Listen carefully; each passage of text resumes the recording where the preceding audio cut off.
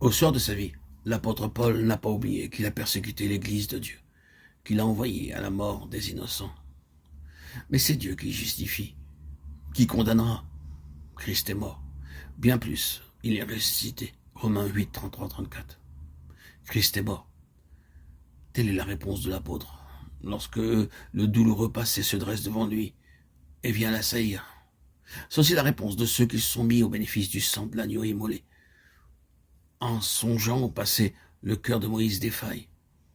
Ils ne croiront pas, dit-il. Ils diront, le Seigneur ne t'est pas apparu. Exode 4, 1. Autrefois, Moïse avait supposé que Dieu voulait délivrer les enfants d'Israël par son moyen et de son propre chef. Il avait agi. Quelle erreur avait été la sienne. Maintenant, Dieu l'envoie. Quelle différence.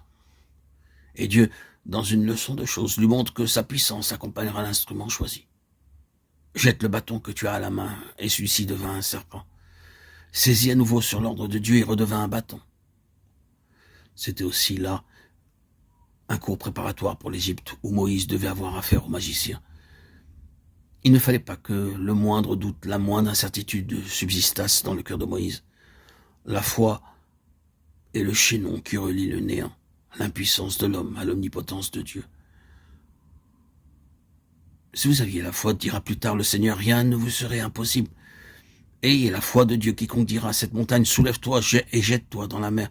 S'il ne doute pas dans son cœur, ce qu'il dira lui sera accordé. Marc 11, 22, 23. Moïse ne doit pas donner un seul instant. Il ne doit pas douter que ce qu'il dira sur l'ordre de Dieu s'accomplira.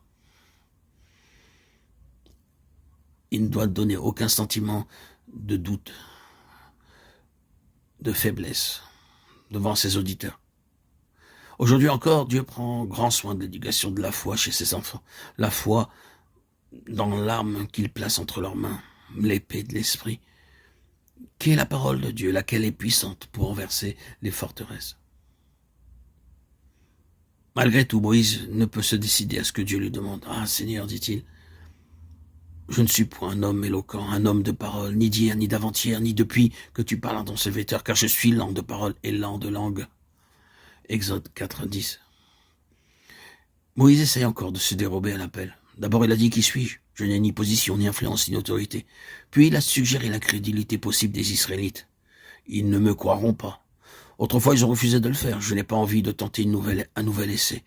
Et maintenant, il dit à Dieu « Je ne suis pas un homme de parole. » Les 40 ans du désert, 40 ans de solitude et de silence m'ont ôté l'habitude du langage. Si j'étais puissant en parole autrefois, je ne le suis plus maintenant. Je suis un homme de peu de parole et lent à s'exprimer. Ma langue est lente.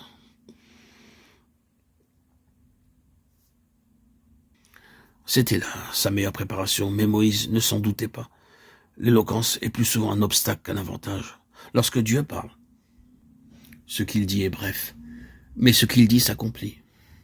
Et lorsqu'il choisit une personne pour qu'elle soit son porte-parole, il arrive qu'il la prenne sans facilité d'élocution. Mais il peut d'autant mieux s'exprimer par elle.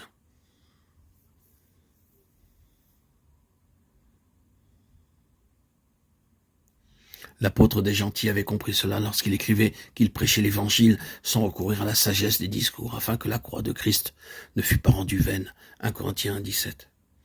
Elle est rendue vaine quand elle est enveloppée d'éloquence humaine ou qu'elle disparaît sous un flux de paroles. Une parole facile, abondante, tue le message de la croix. Que Dieu pardonne les couronnes de fleurs dont nous décorons la croix, même les fleurs de rhétorique. La croix doit garder son effroyable grandeur, sa tragique puissance, celle qu'elle avait lorsque le Fils expirait sur le bois maudit à cause du péché.